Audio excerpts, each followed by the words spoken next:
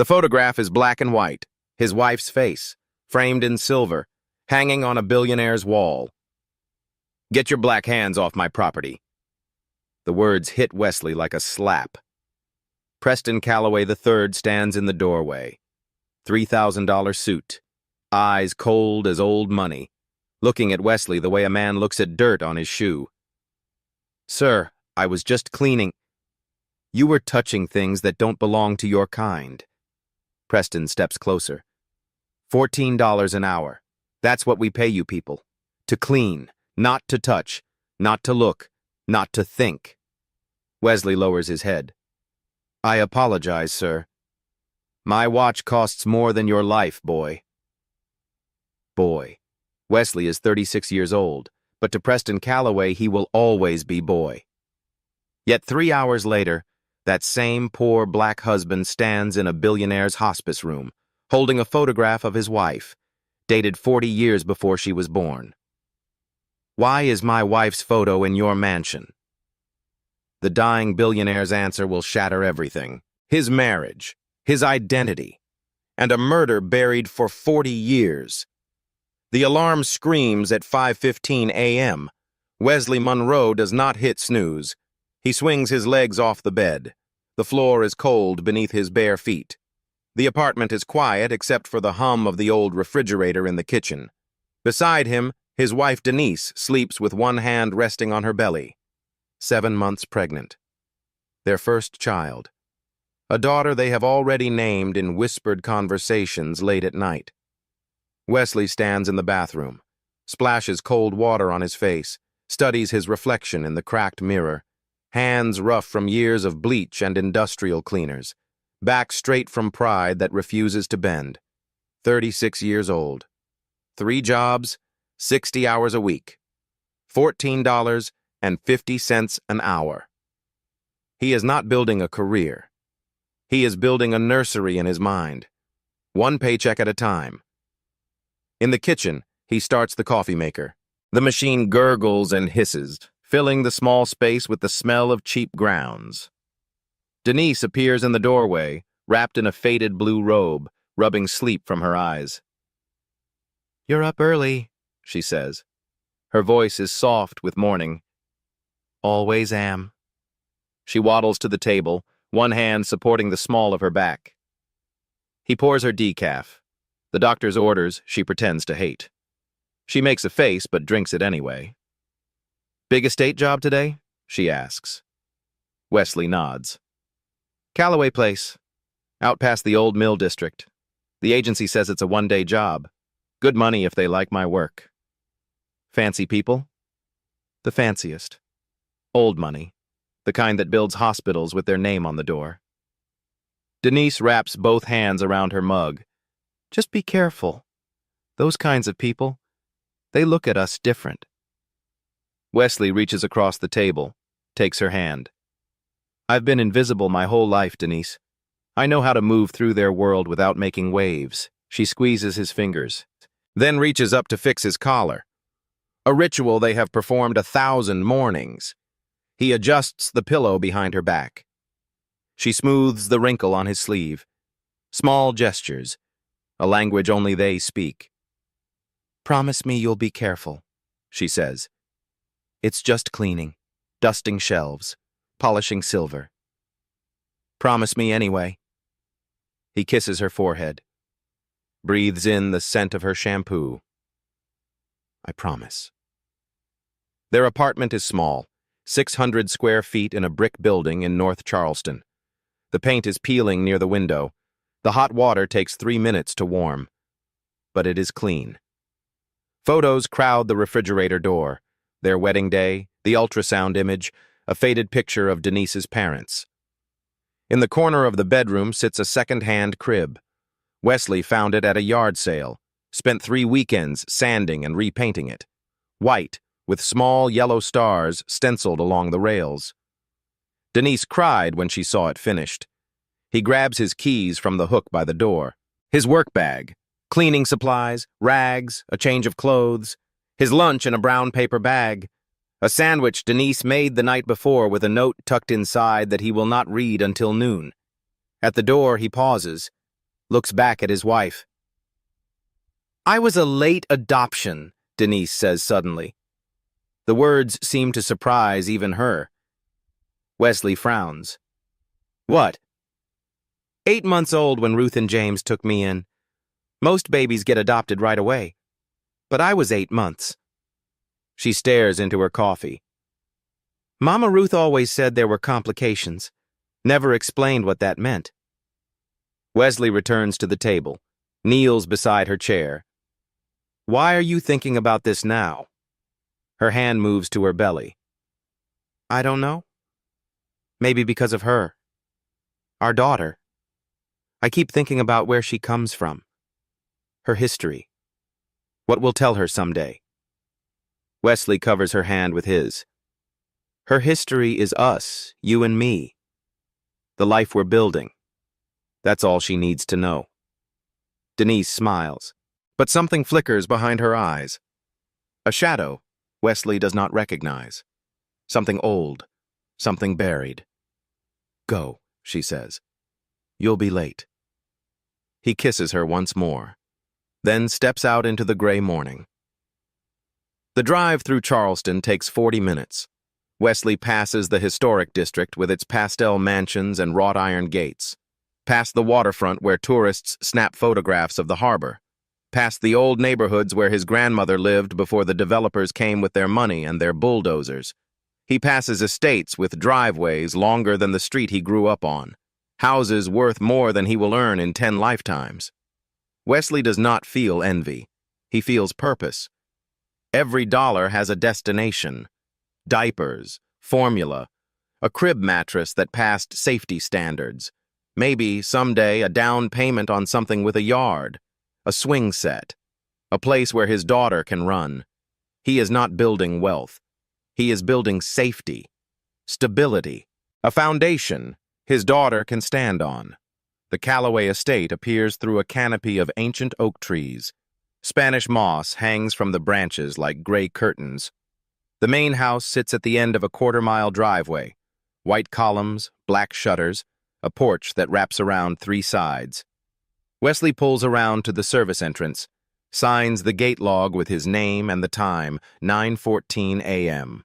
Just another rich house, he tells himself. He has no idea what is hanging on the wall inside. The housekeeper meets Wesley at the service door. She is white, mid-50s, with steel gray hair pulled into a tight bun. Her face looks like it has forgotten how to smile decades ago. "You're the cleaner," she says. Not a question. A statement of fact. A classification.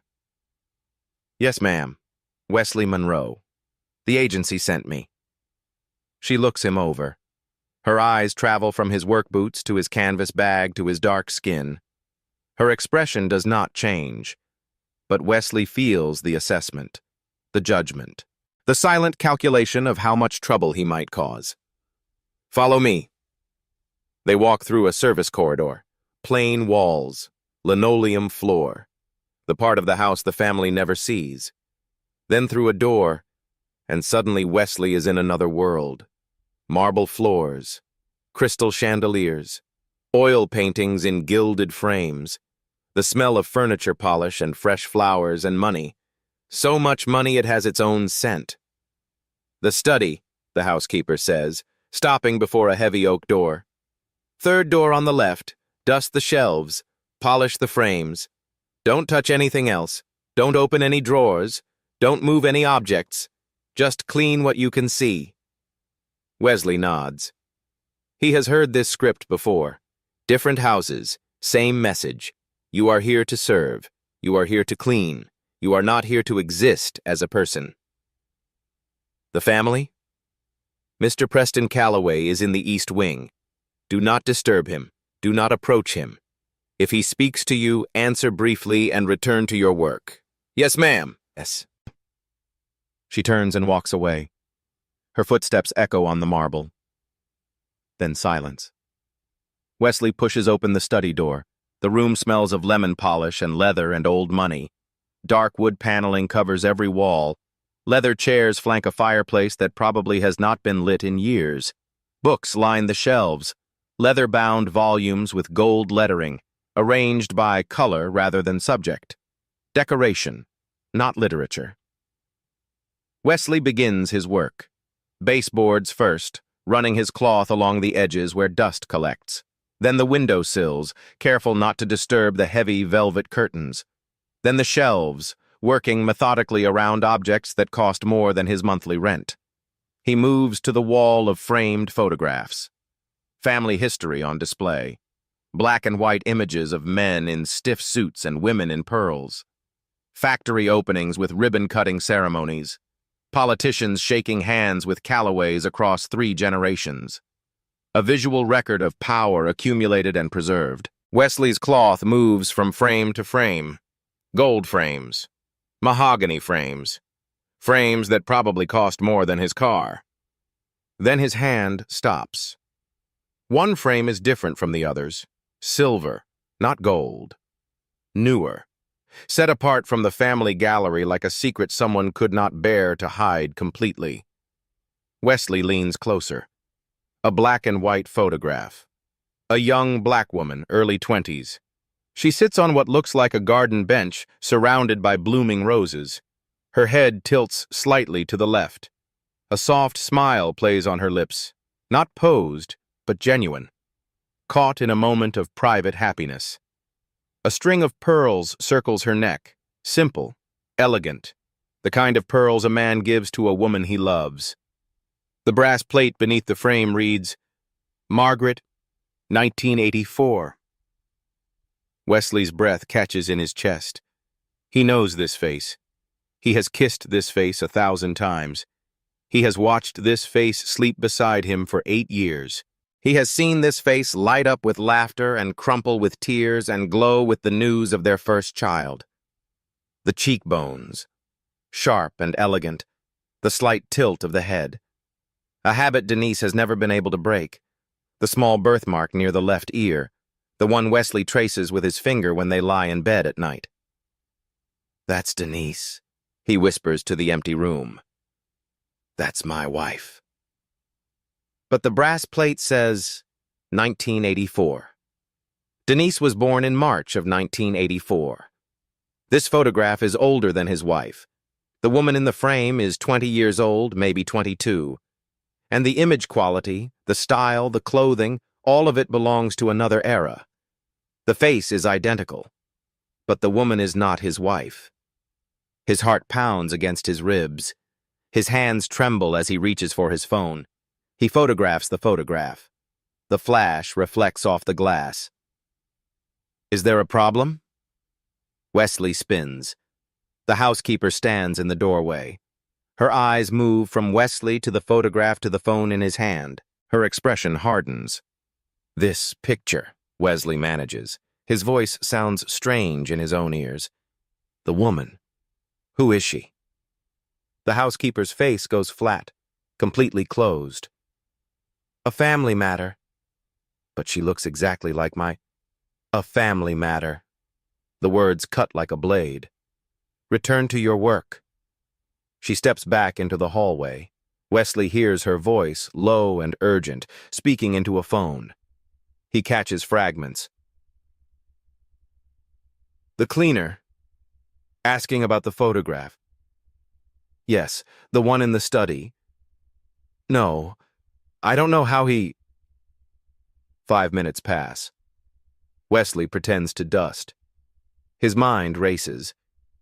Then footsteps approach. Confident. Measured. Unhurried. The footsteps of a man who has never been questioned in his own house. Preston Calloway III enters the study. He is tall, early 40s. Tailored suit that costs more than Wesley earns in a month. Eyes that assess Wesley like a farmer checking livestock. Cold, calculating, utterly without warmth. You're the cleaner, Preston says. Yes, sir. I know what you were doing. Preston steps closer. His cologne fills the space between them. Expensive, aggressive. I know you took a photograph with your phone. I know you were asking questions about that picture. Wesley's jaw tightens. The woman in the photograph, she looks exactly like my wife. That is none of your concern. She's identical. The same face, the same... That photograph is a family matter. Preston's voice drops, controlled, dangerous. The voice of a man accustomed to being obeyed. You are here to clean. Not to ask questions, not to take pictures, not to concern yourself with things that do not involve you. He steps closer. Close enough that Wesley can smell his breath. Close enough that the threat requires no words. Delete it. Sir, the picture on your phone. Delete it. Now. Or you will never work in Charleston again. Not cleaning. Not anything. His eyes are ice. Do you understand me? Wesley's finger hovers over his phone. He opens the photos, selects the image, watches Preston watching him. He presses delete. Preston watches the screen, nods once, straightens his tie. Finish your work. Then leave. Do not return to this property. Do not speak about what you saw. Do not contact anyone in this family. He turns and walks out without looking back. Wesley stands alone in the study. His hands shake, but his jaw is set. In his car, he opens his phone. Recently deleted folder. The photograph is still there. He recovers it. Then he searches. Harrison Calloway Sr., patriarch of the Calloway textile fortune, 78 years old, founder and former CEO, currently receiving hospice care at St. Michael's Hospice, downtown Charleston. Wesley stares at the address, then at the photograph. His wife's face, 40 years before she was born. He starts his engine. St. Michael's Hospice sits on a quiet street downtown. Red brick, white columns. The kind of place where wealthy families send their dying to fade with dignity. Wesley parks in the visitor lot. He is still wearing his work clothes. He has not been home. He cannot wait. He sits in his car, stares at the photograph on his phone. His wife's face. Margaret, 1984. Impossible, but undeniable. The front entrance has a security desk, a visitor sign-in sheet, an approved list. Wesley watches, studies the patterns. Shift change happens at 7 p.m. The side entrance opens for deliveries. At 7:12, a delivery van pulls up. The side door props open. Wesley walks in behind the driver, stride purposeful, like he belongs. No one stops him. The directory lists room 412. Calloway H. The hallway smells of antiseptic and lilies. Wesley's work boots squeak on the polished floor. His heart pounds against his ribs. Room 412. The door is slightly ajar. Wesley pushes it open. The room is private. Expensive flowers crowd every surface. Monitors beep softly. And in the bed, propped against silk pillows, lies Harrison Calloway Sr. He is thin. Oxygen tubes in his nose, skin like paper stretched over bone. But his eyes are open, alert, watching the door. Wesley freezes. He did not expect the old man to be awake.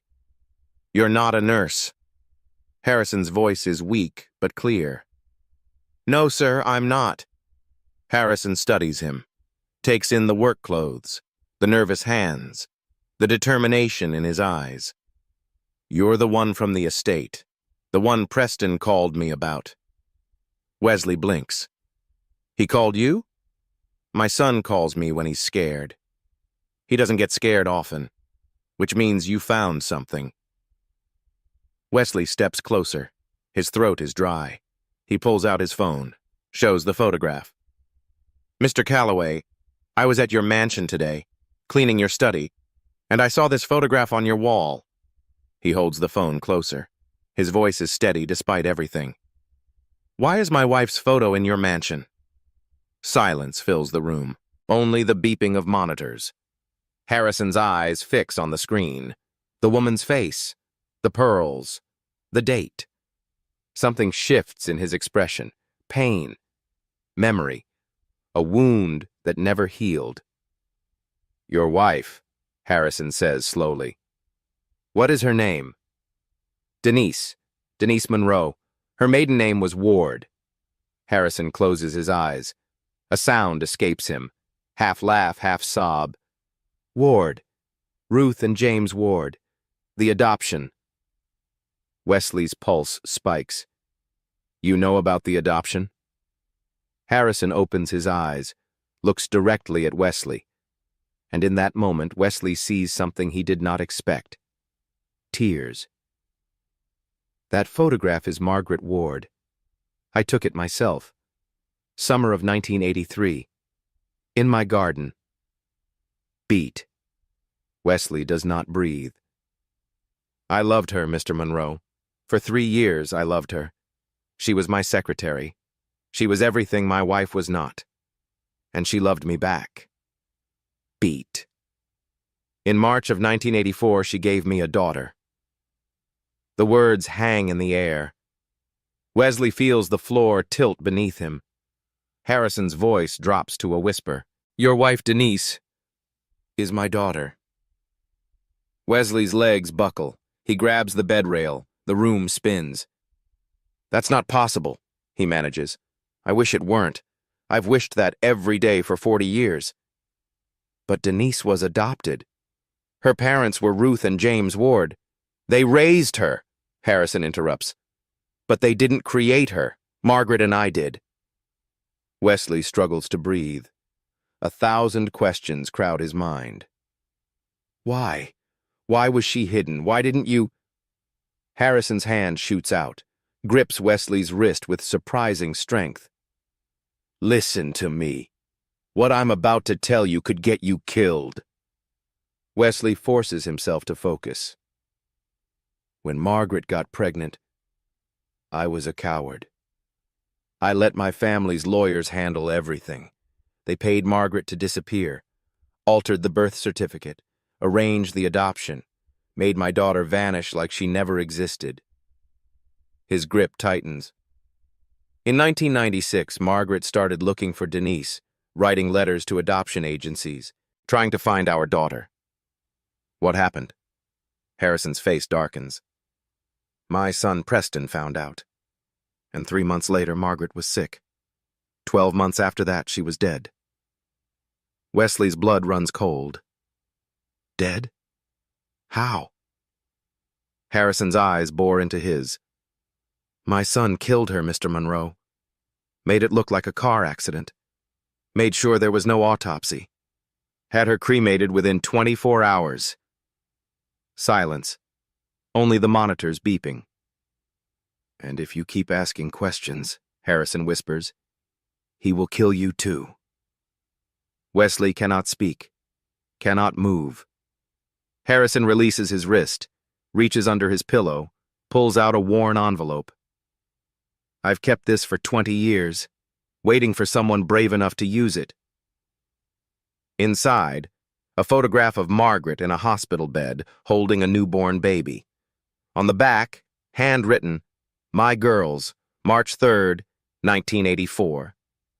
And a letter, in Harrison's own hand. Denise Ward is my biological daughter. The birth certificate was altered on my family's orders. May God forgive me. Footsteps in the hallway. Approaching. Go, Harrison urges. Preston has people everywhere. Don't come back here. Wesley pockets the envelope, moves toward the door. Harrison's final words follow him out. Tell my daughter, I'm sorry I never got to hold her again. Wesley drives home in a daze. Streetlights blur past. His hands grip the wheel until his knuckles turn white. Harrison's words echo in his mind. Your wife is my daughter. My son killed her. He parks outside their apartment, sits in the darkness, tries to breathe. Inside, Denise is asleep on the couch, one hand on her belly. The television murmurs softly. Wesley touches her shoulder. Denise, we need to talk. She wakes slowly, sees his face, sits up. What happened? You look... Kitchen. Now. They sit at the table. Wesley lays out everything. The photograph from the mansion, the hospital photograph Harrison gave him, the handwritten letter. Denise reads. Her hands tremble. Her hands. The color drains from her face. This says I'm his daughter, the billionaire. Yes. And my mother? My real mother? Wesley hesitates. Then, Harrison says Preston killed her. Made it look like an accident. Denise goes still, completely terrifyingly still. Then she stands, walks to a drawer, returns with an envelope. Mama Ruth gave me this before she died, she says. Made me promise never to show anyone, not even you. She hands it to Wesley. Inside, a letter in shaky handwriting. My dearest Denise, if anyone ever comes asking about your real parents, run. Don't look back. Don't ask questions. They are dangerous people. They killed her, baby. They killed your real mother. And if you find them, they will kill you too. I love you more than life. Stay safe. Mama Ruth. Wesley looks up. She knew. Ruth knew everything. She was right. Denise's voice rises. And now you've walked straight into it. But we have proof. Proof! Denise explodes. Harrison Calloway is dying. He gave you a piece of paper. His son has lawyers, money, power, and apparently no problem killing people. She is shaking now, tears streaming. And you want to fight that? With what, Wesley? With what? With the truth. Don't you want to know who you are? The question hangs between them. Denise's voice drops to a whisper. I know who I am. I'm your wife. I'm carrying our daughter. That's who I want to be. Not some billionaire's secret mistake. Not a dead woman's ghost. Denise, if you keep going, you're on your own. I won't watch you get killed. I won't let our daughter grow up without a father. She walks to the bedroom. The door closes.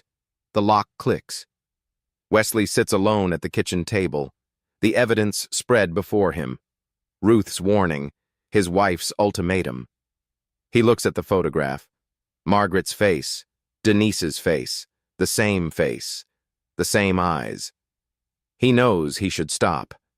The smart thing is to walk away. But Wesley Monroe has never been smart. He has just been stubborn. He opens his laptop, types, Charleston County Archives. Somewhere in this city, a woman named Margaret Ward was erased. Her daughter was stolen. Her murder was covered up. Wesley Monroe is going to prove it, even if it kills him.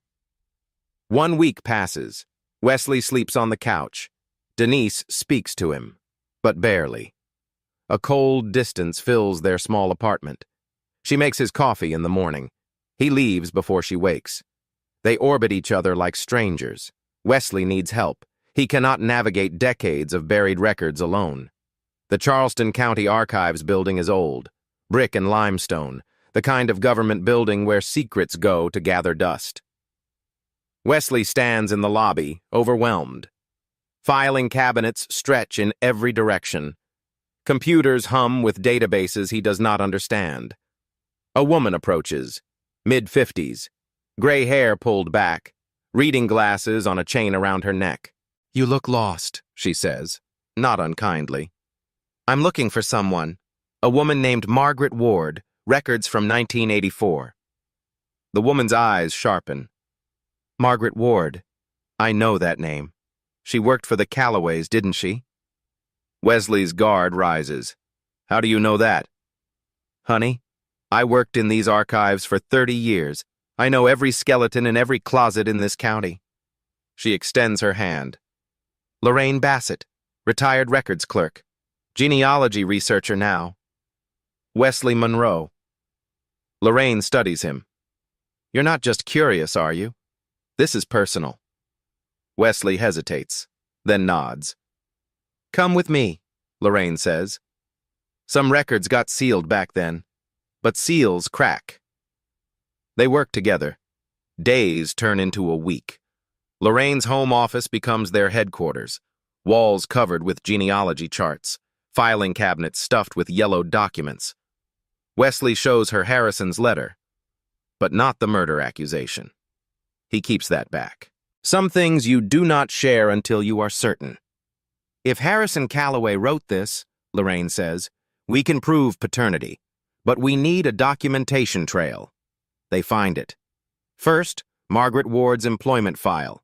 Executive Secretary, Callaway Corporation, 1981 through 1984, hired at 20. Worked directly for Harrison Callaway Sr. Company newsletter photographs show them together at charity events, standing too close, eyes that linger too long. Not just an employee, Lorraine murmurs. A mistress, 3 years. Margaret resigned in March 1984. The same month Denise was born. Her resignation letter is stilted, formal, clearly dictated by lawyers. No forwarding address, no severance, no exit interview. She didn't leave voluntarily, Wesley says. She was removed. Then, the birth certificate. Filed at Charleston County, March 1984. Mother, Margaret Ward. Father, a blank line. But under UV light, something else appears. Harrison Callaway Sr., Lorraine reads, scratched out with black ink, but the original is still visible underneath. The alteration was made 2 weeks after filing. He acknowledged her, Wesley says, then erased himself. Took him 2 weeks to decide. He wants to tell Denise. She still will not engage. He leaves copies on the kitchen table. She reads them, says nothing. Lorraine tracks down another lead. A witness. Evelyn Tate. 71 years old. Retired nurse. Worked labor and delivery at Charleston Memorial Hospital from 1980 to 1995. Wesley visits her modest home in North Charleston. She is wary at first, a stranger asking questions about the past. Then Wesley shows her the hospital photograph, Margaret holding baby Denise. Evelyn's face softens. Margaret, I remember her. Pretty girl, scared, alone. You were there when she delivered? Night shift, March 3rd, 1984. She came in alone. No family, no husband, just scared. But someone visited, Wesley prompts. Evelyn nods slowly. Next morning, a man, expensive suit, nervous, brought pink roses. Harrison Callaway? I didn't know his name then, but I remember what he did. She pauses, her eyes grow distant. He held that baby for almost an hour. Just sat there crying. I've seen a lot of fathers. That man loved that child. Then what happened? A lawyer came, young guy, slick suit. Talked to Mr. Callaway in the hallway, heated. Next day Margaret was transferred to another facility. Baby was gone. Evelyn's voice hardens. I asked about the baby. They said adopted out, like she was a piece of furniture. Wesley leans forward. Why didn't you report this? Report to who? Evelyn laughs bitterly. In 1984, a black secretary and a white millionaire? Nobody wanted that story. Nobody would have believed me. Wesley asks about Margaret's death, 1996, the car accident. Evelyn's expression changes, darker now. That accident never sat right with me. Margaret was healthy, then suddenly sick for months, then dead. Body cremated within 24 hours, no viewing, no autopsy. Who handled the arrangements? The son, Preston. He had access everywhere, hospital, funeral home, records office, unusual access for someone who wasn't family. Wesley files this away. It aligns with Harrison's accusation. Evelyn grabs his hand. Her grip is strong. You find her daughter. You tell her someone remembered, someone cared. Wesley meets her eyes. I already found her. She's my wife. Tears spill down Evelyn's weathered face. Then you fight for her, whatever it takes. That girl deserves to know where she comes from. If you have ever had someone try to erase your family's history, you understand what Wesley is fighting for. Stay with him. The truth is coming. Wesley drives home with a box of evidence: employment records, birth certificate, Evelyn's testimony. 40 years of secrets slowly surfacing. He does not know that someone has been watching his every move, reporting every discovery, and her name is Lorraine. Day 16. Wesley's phone buzzes at 6 a.m. First call, the hotel manager. Wesley, I'm sorry. Your position has been eliminated, effective immediately. What? But I've worked there for... It's out of my hands. Good luck. Click. Second call, 8 a.m. The office building supervisor. We're going in a different direction. Third call, 10 a.m. The estate cleaning agency. Your contract has been terminated. 3 jobs, gone in 4 hours. Wesley sits at his kitchen table, stares at the termination emails. Same week, same vague language, same result. This is not coincidence. This is a campaign. He drives past Whitmore Legal Group. Preston Calloway's car sits in the parking lot. Wesley understands. Preston is dismantling his life, piece by piece, until there is nothing left. He calls Lorraine. They're coming after me, fired from all 3 jobs. Oh no. Her voice drips with concern. That's terrible. Be careful, Wesley. These people are powerful. I need to see those other files we talked about. The ones you said might take time. Come by tomorrow. I'll have everything ready. Her voice sounds off, but Wesley is too stressed to notice. The next day, he goes to Lorraine's house. Knocks. No answer. The door is unlocked. Lorraine? It's Wesley. The house is empty, but her computer is open on the desk. Email visible on the screen. Wesley glances at it. Freezes. From Preston Calloway III. To Lorraine Bassett. Subject, Ree Monroe. Progress report, week 3. Continue providing documents as discussed. Keep him focused on the employment records and birth certificate. But the autopsy report stays sealed. He cannot know how Margaret really died. Not yet. Not until we've neutralized the threat. Wire transfer of $15,000 confirmed to your account. Wesley's blood turns to ice. He scrolls through the emails. Weeks of correspondence. Every discovery he made, reported within hours. Every question he asked, documented and sent to Preston. She was never helping him. She was handling him. Wesley photographs the emails, leaves before Lorraine returns. In his car, his hands shake. One phrase echoes in his mind. Autopsy report. Margaret's death was not an accident. Harrison was right.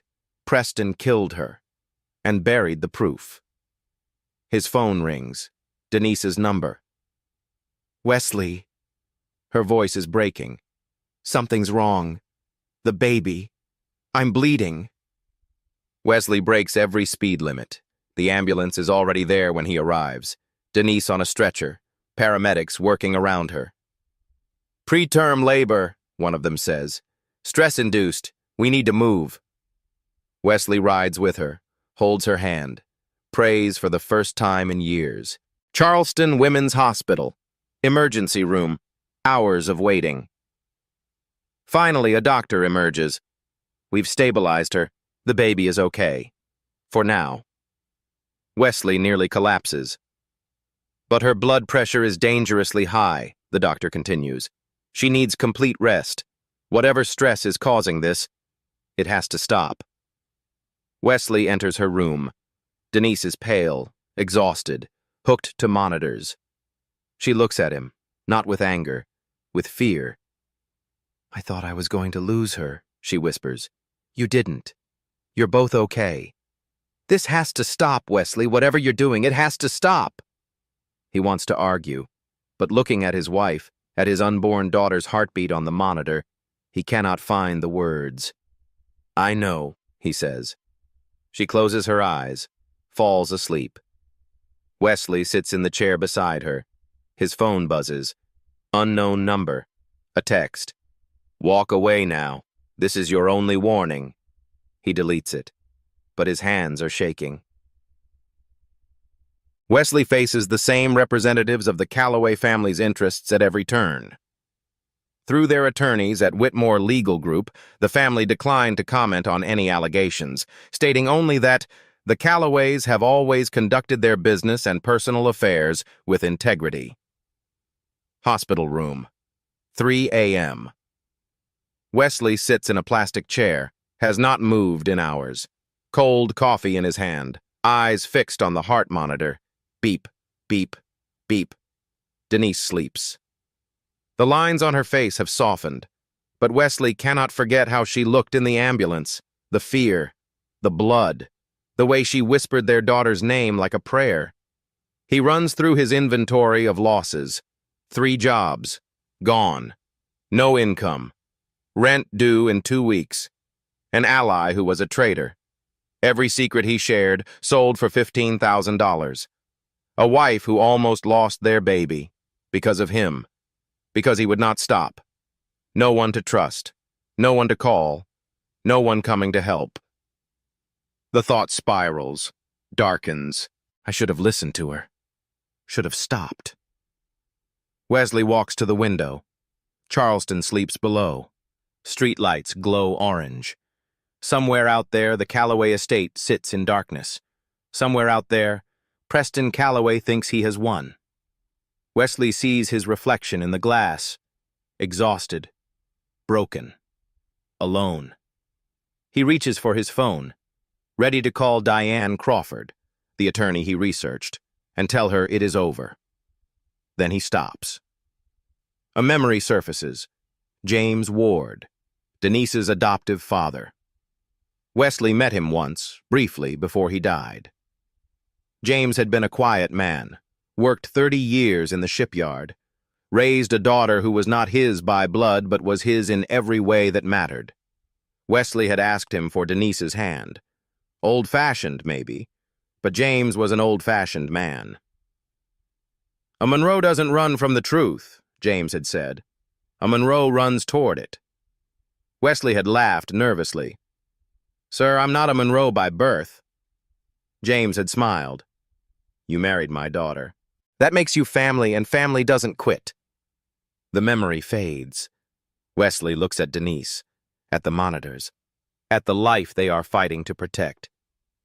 Then he looks at the photograph in his pocket. Margaret Ward, a woman who tried to find her daughter and died for it. Wesley makes silent promises. To Denise, "I will keep you safe."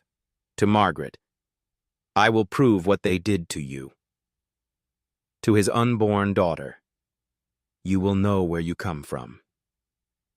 Wesley Monroe does not pray. He makes promises, and he has never broken one. He sits back down, keeps watch. Dawn light creeps through the window, gray, then gold.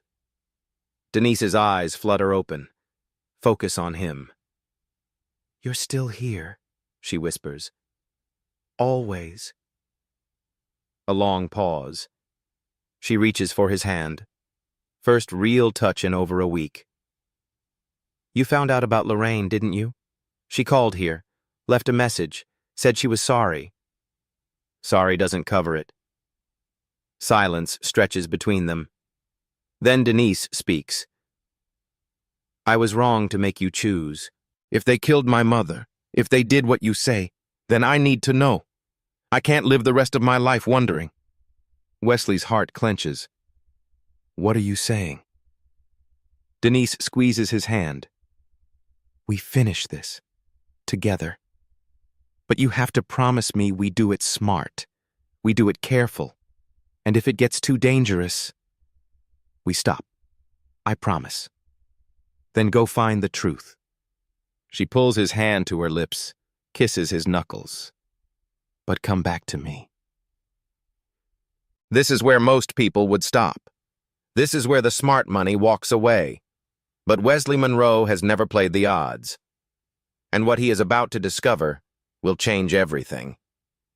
Day 22. Wesley's phone rings, Lorraine's number. He almost does not answer. "Please don't hang up." Her voice cracks. "I know what I did. I need to make it right." Wesley's jaw tightens. "You have 30 seconds. Meet me. I'll give you everything.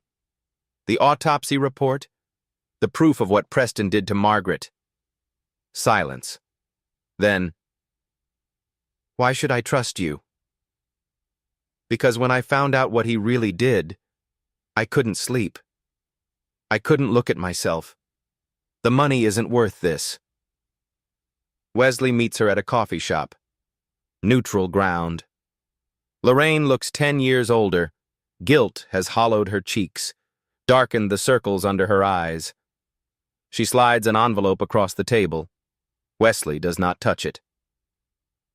"Talk first." Lorraine takes a shaky breath. "Preston contacted me 2 years ago. Said he needed someone to monitor anyone who came asking about Margaret Ward. Paid me $50,000 overtime. I thought it was just protecting family reputation. Rich people stuff." She looks down at her hands. "When you showed up, he told me to help you. Give you enough to keep you hooked. But certain files were off limits, especially the autopsy report." "Why?" "I didn't know. Didn't want to know." She meets his eyes. "But last week I looked, and I can't unknow what I saw." Wesley opens the envelope. A medical examiner's report. Margaret Ward, August 14th, 1996. Official cause of death. Motor vehicle accident, blunt force trauma. But there is another section. Stamped, sealed. Additional findings. Elevated lead levels in blood. 68 micrograms per deciliter. Toxic threshold is 40. Elevated lead levels in bone tissue consistent with chronic exposure. Estimated duration of exposure, 12 to 18 months. Finding? Death likely resulted from cumulative lead poisoning. Motor vehicle accident was proximate but not sole cause. Report sealed by family request. No criminal investigation initiated. Wesley reads it twice. 3 times. "Lead poisoning," he says. 18 months. Lorraine nods. "It's murder. Slow, deliberate. Almost untraceable, unless someone looks. Preston poisoned her. In 1995, Margaret started writing to adoption agencies, looking for Denise. Preston found out." Wesley's hands shake. "Why didn't she tell anyone? Go to a doctor?" "She did. The doctors told her stress, anemia. The tests that would have caught it were never ordered. Preston knew people at the hospital." Wesley stares at the report. Lead in her food. Lead in her water. 18 months of slow death. Preston Calloway did not silence Margaret Ward. He executed her. Diane Crawford enters the coffee shop. Wesley called her earlier. She reviews the documents. Her face hardens. "This changes everything. We're not just fighting for inheritance, we're exposing a murderer." Wesley looks at Lorraine. "This doesn't forgive what you did." "I know." Tears spill down her cheeks. "I just want it to matter." Day 28. Charleston County Courthouse. The emergency inheritance hearing begins at 9 a.m. Judge Harold Brennan presiding. Gray-haired, sharp-eyed, a reputation for fairness. Wesley and Denise sit at the plaintiff's table. Diane Crawford stands ready. Across the aisle, Preston Calloway III and a team of Whitmore legal attorneys. Expensive suits, confident smiles. Diane presents the evidence. Employment file, birth certificate, nurse testimony.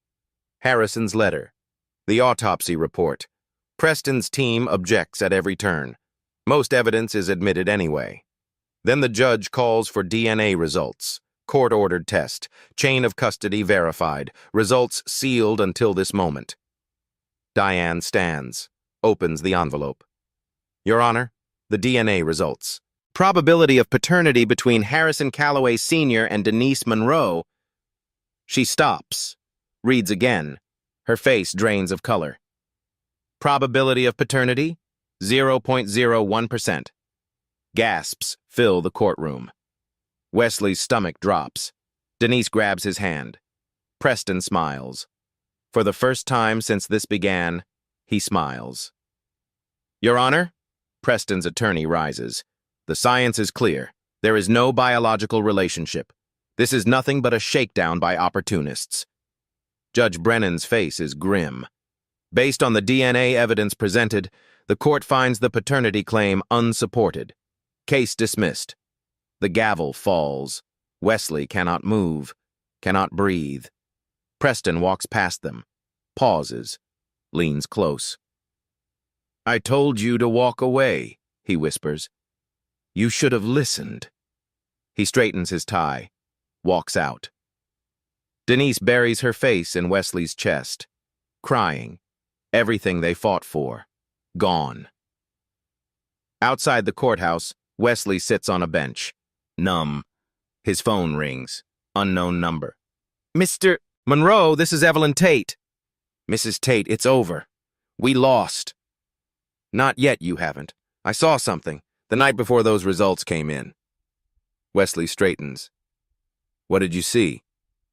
My sister works security at the medical center. She showed me the parking garage footage. The night before your results were announced, Preston Calloway met someone in that garage. Who? A lab technician, man named Gerald Foster. I'm looking at the video right now. Timestamp 11:38 p.m. Preston hands him an envelope. You can see the cash inside. Clear as day.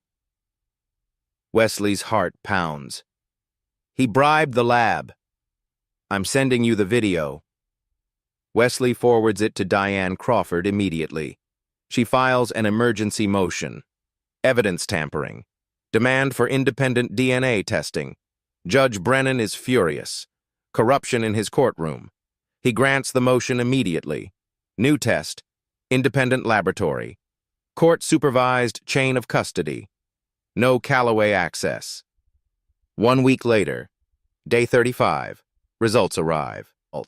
Diane reads them aloud. Her voice steady now. Probability of paternity between Harrison Calloway Sr. and Denise Ward Monroe, 99.98%. Wesley exhales. Denise squeezes his hand. We request the case be reopened, Diane says. Preston's attorneys scramble. Object, demand delays. Judge Brennan cuts them off. The original test was compromised by criminal tampering. The new evidence stands. Preston rises. Your Honor, my father is incapacitated. He cannot confirm or deny. The courtroom doors swing open. A wheelchair, an oxygen tank, and Harrison Calloway Sr., not unconscious, not unresponsive, awake, alert. A hospice nurse pushes him down the center aisle. Every head turns, every voice falls silent.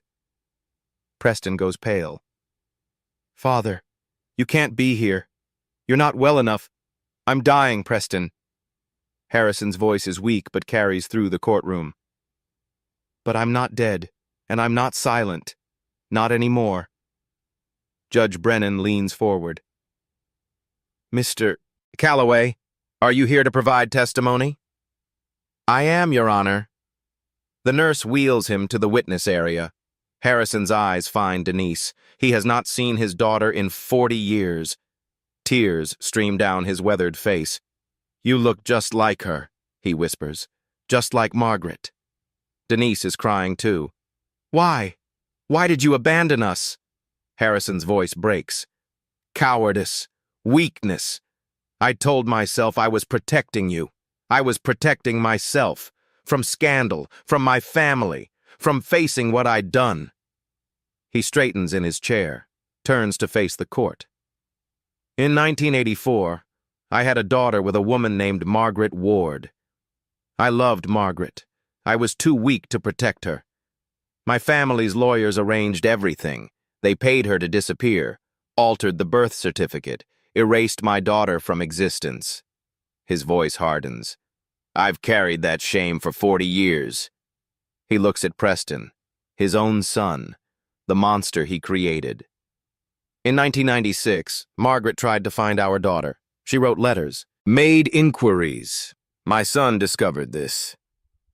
Harrison's hands gripped the armrests of his wheelchair. And my son, Preston Calloway III, murdered Margaret Ward. He poisoned her over 18 months, lead in her food, lead in her water, slow enough to look like illness, then staged a car accident to finish what the poison started. Preston is on his feet. These are lies. Father, you're confused. I am a coward, Preston. I have been my entire life. But I am not a liar, and I will not meet my maker with Margaret's blood on my hands. Harrison produces documents from a folder in his lap.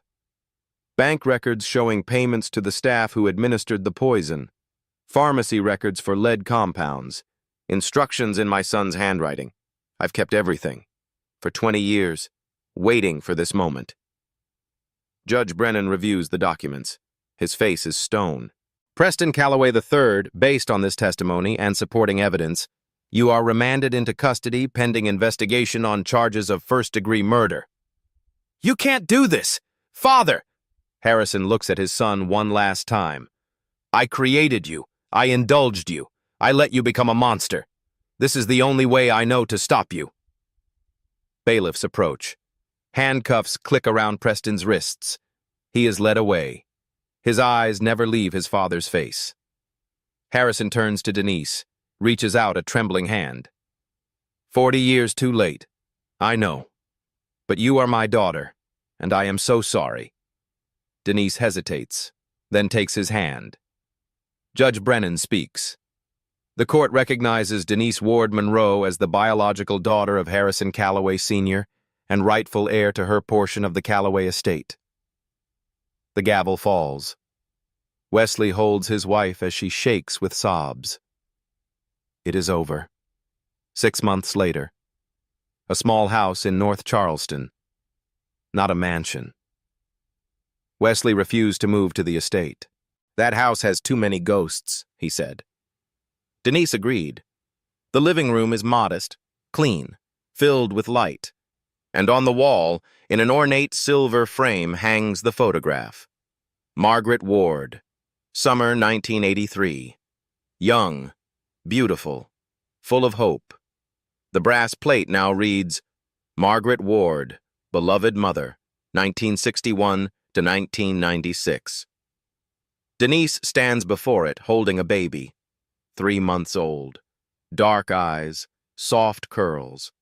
Her name is Margaret Ruth Monroe, for both mothers, the one who gave her life and the one who raised her. Harrison died 3 weeks after the trial. Peaceful. Denise was at his bedside. His last words, You have her smile. Take care of it. Preston awaits trial for first-degree murder. No bail, no visitors. Lorraine Bassett testified for the prosecution. She lives quietly now. Evelyn Tate received the first Margaret Ward Foundation scholarship for nursing students. Wesley joins Denise at the photograph, puts his arm around her. She'll grow up knowing where she comes from, Denise says, and who fought for her. Baby Margaret opens her eyes, same eyes as the woman in the photograph.